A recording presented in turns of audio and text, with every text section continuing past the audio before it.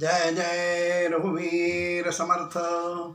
गुरुर्ब्रह्मा गुरुर्विष्णु गुरुदेवो महेश्वरः।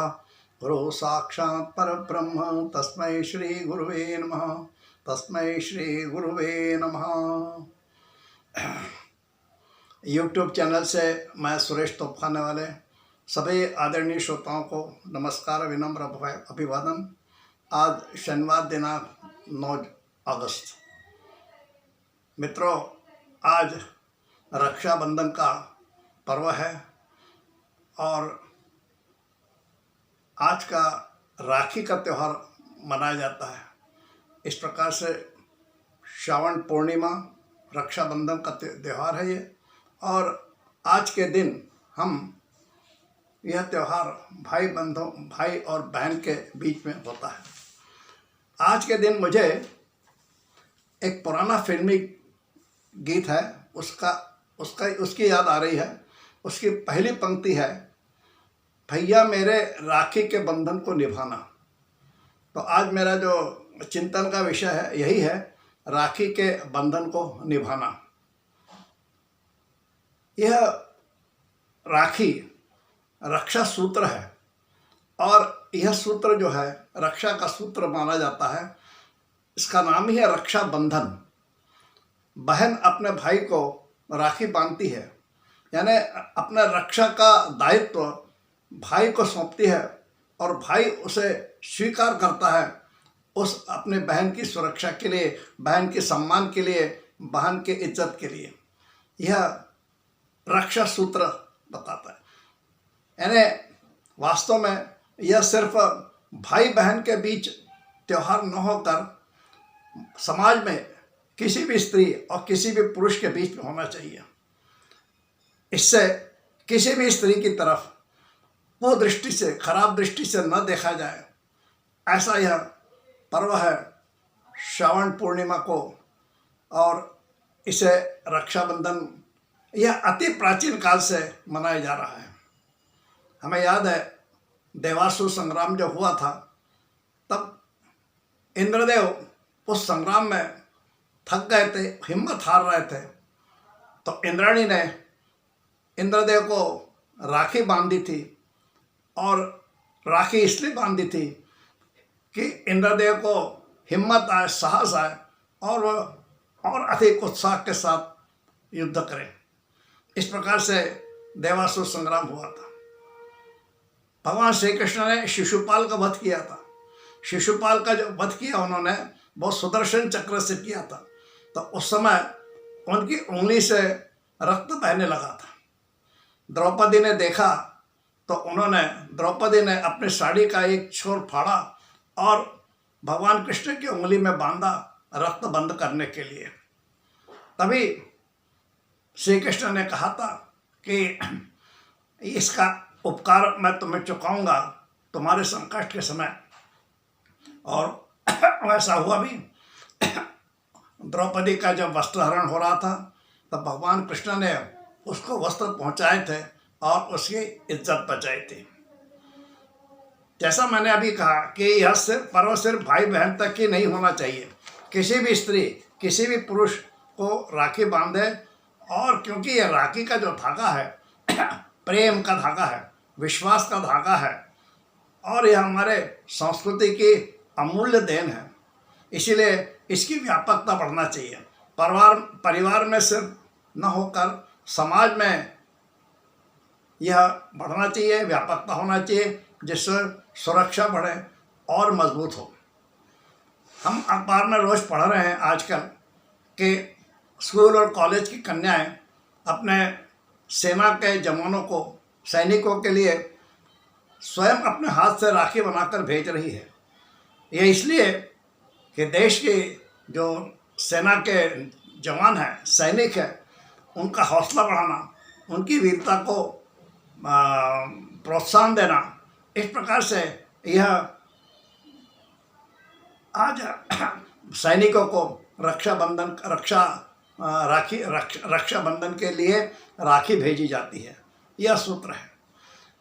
बहन जब भाई को राखी बांधती है तो उसके माथे पर एक टीका लगाता है, सिंदूर का यह टीका लगाया जाता है। यह सिंदूर का टीका साधारण टीका नहीं है। भगवान शंकर की जिस प्रकार से तीसरी आंख थी, तीसरा नेत्र था, और उस नेत्र से कामदेव को उन्होंने भस्म किया था, तो यह एक तीसरी आंख का प्रतीक है। यह सिंदूर का टीका जो है यह तीसरी आंख का प्रतीक है, और कामदेव को भस्म करने के लिए, यानी स्त्री समाज सुरक्षित रहे, उसकी लाज लज्जा सुरक्षित रहे, और समाज जो है वह पौरुषहीन न हो, इसलिए स्त्री की सुरक्षा बहुत ज़रूरी है। क्योंकि जिस समाज में स्त्री की सुरक्षा नहीं है वह समाज पौरुषहीन हो जाता है। तो इसलिए स्त्री के सम्मान के लिए यह महत्वपूर्ण पर्व है।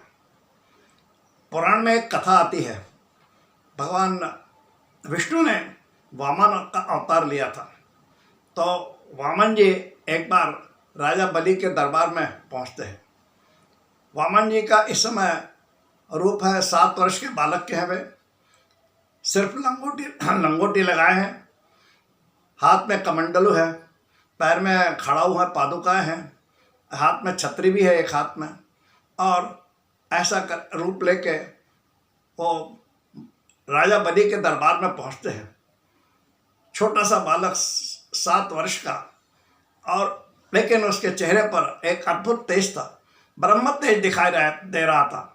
तो जैसे ही वह बालक राजा बलि के दरबार में पहुंचता है तो सारे लोग देख के अचंभे में पड़ जाते हैं, यह तेजस्वी बालक कौन है। सब लोग खड़े हो जाते हैं, राजा बलि भी खड़े हो जाते हैं और उस बालक का स्वागत करते हैं भिक्षु समझ के। राजा बलि ने अपने पत्नी विंध्याचली के साथ वामन जी का पूजन किया, और पूजन करने के बाद फिर राजा कहते हैं कि पूजन तो हो गया, आपको मैं क्या दूं दक्षिणा में। तो वामन कहते हैं कि मेरी जो मधुकरी है, जो भिक्षा पात्र में मुझे मिल जाती है उसी में मैं संतुष्ट रहता हूँ, मुझे कुछ और नहीं चाहिए। लेकिन राजा कहते हैं कि नहीं, कुछ तो मांगो, मैं तो देने के लिए उत्सुक हूँ, आपको लेना ही पड़ेगा, मैं जो दूंगा। खूब जिद करते हैं। तो आखिरकार वामन जी कहते हैं ठीक है, तुम्हें देना ही है तो मुझे सिर्फ 3 कदम भूमि दे दो। 3 कदम भूमि सुनकर सब दरबार के लोग हंसने लगते हैं कि यह बालक कैसा है, सिर्फ 3 छोटा सा तो बालक है, उसके कदम भी छोटे हैं, और 3 कदम सिर्फ जमीन मांग रहा है, भूमि मांग रहा है। राजा सुनकर आश्चर्य था, राजा को भी। राजा कहते हैं आप ये क्या मांग रहे हैं, आप 3 कदम भूमि मांग रहे हैं, सिर्फ आप कुछ और मांगिए। तो वो कहते नहीं, तो मुझे यही चाहिए। और ऐसा कहकर वामन जी ने अपना विशाल रूप धारण किया, भव्य रूप, और ऐसा रूप धारण किया उन्होंने कि एक कदम में पृथ्वी नाप ली, दूसरे कदम में स्वर्गलोक नाप लिया। अब वो वामन जी कहते हैं राजा से, राजा अब तीसरा कदम मैं कहाँ रखूं। राजा बलि देखते रह गए। उन्होंने अपना सिर आगे कर दिया वामन जी के सामने और कहा मेरे सिर पर रख दीजिए। वामन जी ने जैसा ही अपना सिर बलि के सिर पर रखा, अपना पैर बलि के सिर पर रखा, बलि सीधे पाताल लोक पहुंच गए। और वामन जी ने, भगवान ने यानी पाताल लोक का राज्य बलि को दे दिया। बलि वहाँ राज्य करने लगे। लेकिन वहाँ पर बलि को एक विशेष अनुभव हो रहा था। वहाँ उन्हें सर्वत्र भगवान ही भगवान दिखाई दे रहे थे। उनके महल में जो पहरेदार थे, हाँ, तो वह भी, उन्हें ऐसा लग रहा था कि यह भी परमात्मा ही है, भगवान है स्वयं, और ये मेरे दरवाजे पर द्वारपाल बन के खड़े हैं, ऐसा बलि राजा को लगता था।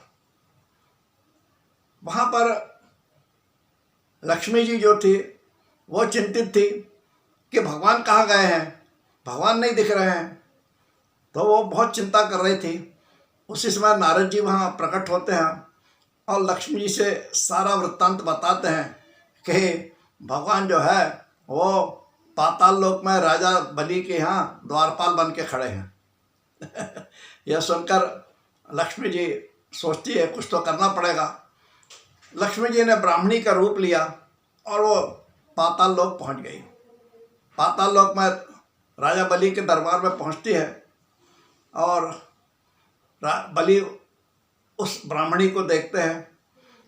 वो कहती है कि मैं एक अनाथ हूँ, अनाथ स्त्री हूँ, मेरा कोई नहीं है, माता पिता नहीं है, भाई नहीं है, मेरा मायका नहीं है, कुछ नहीं है। मैं मायके जाना चाहता हूँ लेकिन कहाँ जाऊँ, मेरे भाई भी नहीं है।